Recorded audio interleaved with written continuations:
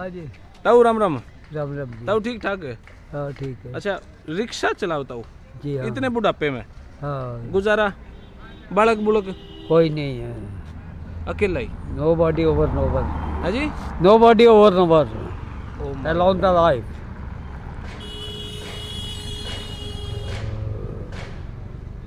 उम्र कितनी होगी बाजू? 71 होने मतलब 70 कंप्लीट हो गया, 6 महीने ऊपर हो गया।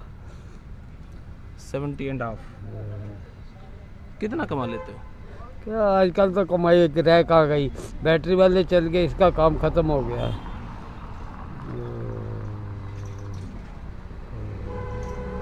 गुजारा कैसे चलता है फिर? बस थोड़ा बहुत करना पड़ता है। क्या मेरे को इसी पेड़ के नीचे करीब 18 साल हो गए।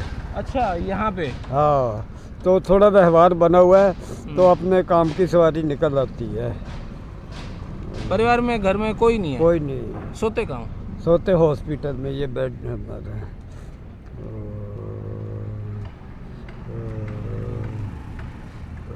सही पूछो तो अगर आप इंटरव्यू के तौर पे कर रहे हो ना, तो ये जैसा बुढ़ापा पेंशन है किसी ज़रूरतमंद को नहीं मिल रही। आपको नहीं मिलती?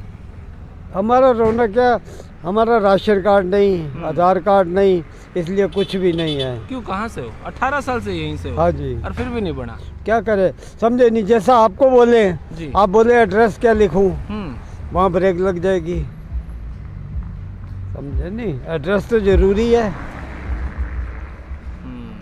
बाकी जिनके कागजात पूरे हैं, मारुति में जाके बुढ़ापा पेंशन ले रहे हैं, और जो ज़रूरतमंद है वो बैठे हुए हैं।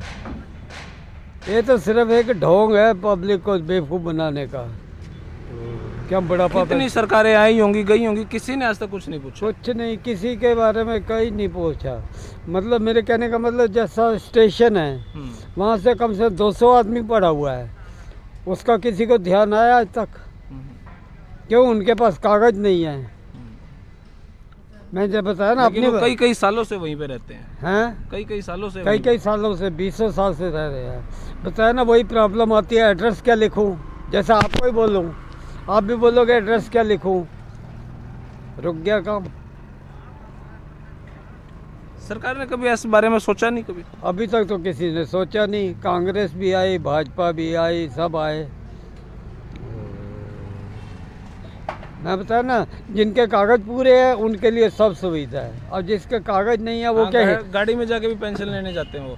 हाँ, मैं एक नहीं कई केस जानता हूँ। और यानी कि आज की तारीख में हम बांग्लादेशी हो गए, और जो राशन कार्ड पैसे दे के बनाए हुए हैं वो इंडियन हो गए। मानते हो? ये 200-400 रुपया दो तो राशन कार्ड बन जाएगा।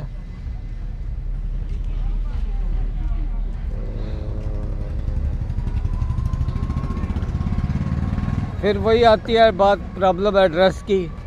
राशन कार्ड अगर किसी को कहे भी, भाग दौड़ करे भी, 100-200 लगावे भी, तो एड्रेस क्या लिखाएंगे?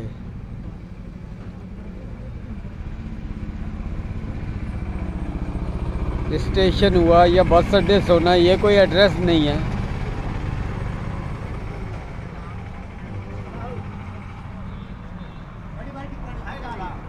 ये है भाई जीवन की एक सच्चाई। और जब हम घर से निकलते हैं और ऑटो करते हैं, खैर रिक्शा तो का तो ज़माना ही नहीं रहा, लेकिन फिर भी इनका रसूख है। 18 साल से यहाँ पर हैं, तो एक इनका रसूख है और इस हिसाब से इनका गुजारा चलता है। लेकिन आज भी हम यहाँ पर बैठते नहीं हैं रिक्शा में, और 71 साल की उम्र हमारे बुज़ुर्ग की हो चुकी है, और गुजारा बड़ा मुश्किल है। 71 साल में काम मिलना और वो करना अनएक्सपेक्टेड। अब यहाँ पर कितने सारे सभी पार्टियों के ऑफिस हैं, लेकिन इनके बारे में कौन सोचेगा? जीत भी गए तो भी आज तक नहीं सोचा।